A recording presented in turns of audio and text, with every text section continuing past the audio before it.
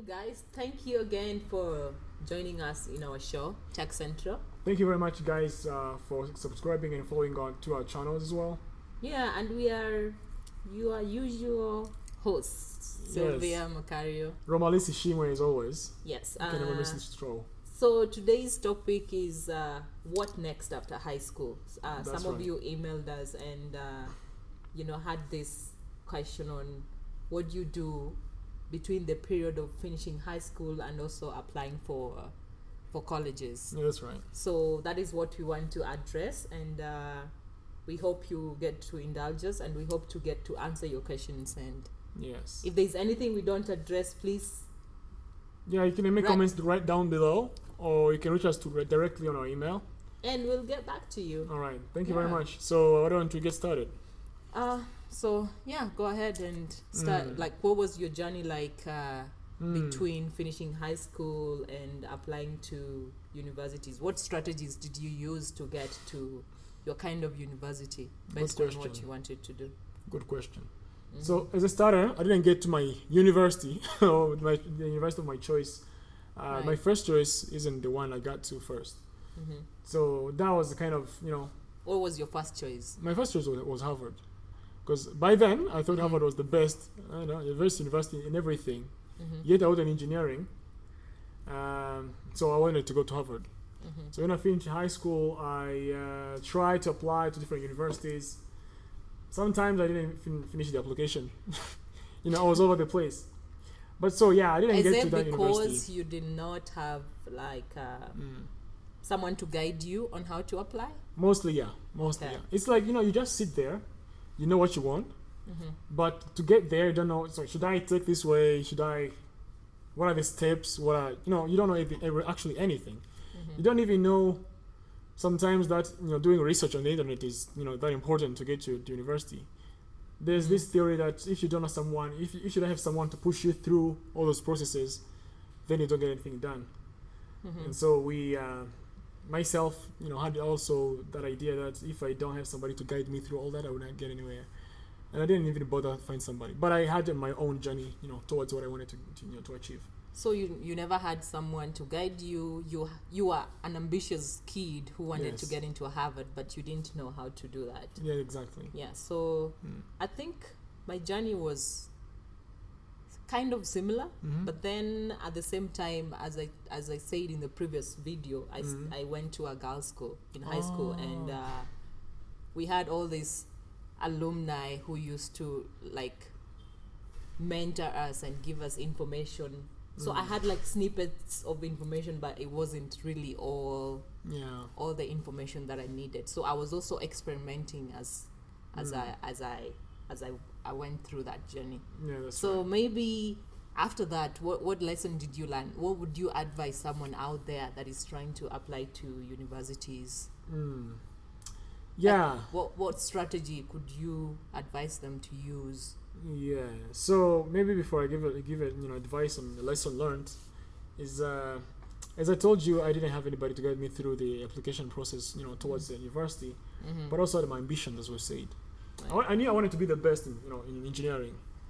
I wanted to be the best. I wanted to be to be considered as someone who are on the top of the game. Even if I didn't have university, but my conviction was whether I went to a good university or not, I'll still be that individual who's competitive regardless of their background. Yeah. So that's kind of something that ignited my passion, to towards going where I wanted to go. So the advice I'll give is, if you know what you want exactly, and you have an idea of how to get there, but you don't have all the information, as Sylvia just mentioned, right? Just start small. Start with what you have. I believe we all have different opportunities. We have different resources. What is that small? Yeah, I call it small because you may have something big. For example, you have your parents who can sponsor university. Maybe my parents can't sponsor university, but I have a computer.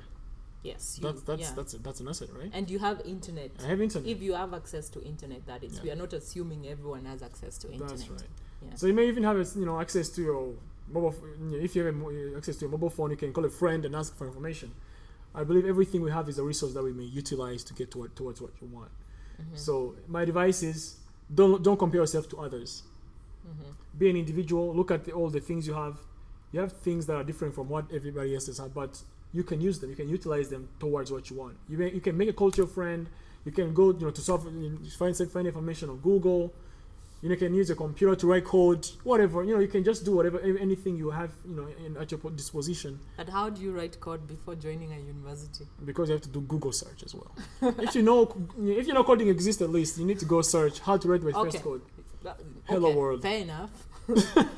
Yeah, but to add on to what you said, just talking to former alumni students that you studied with in high school who are already in colleges studying the kind of courses you want to select. They could also be your guides. Yeah, that's and depending on how you've been brought up, parents or your siblings could have done these courses that you want to do. Exactly. They could also guide you or steer you towards people who could help. So I think that would be the very, very basic first stage to start from. Yes. Yeah. Yeah. So never get discouraged, as we mentioned. Just do what you can, but do it now. If there's anything to be done, do it now. Don't wait for tomorrow. Don't wait for any other encouragement. Don't wait for motivational speakers. Just go get it right now, immediately. Okay?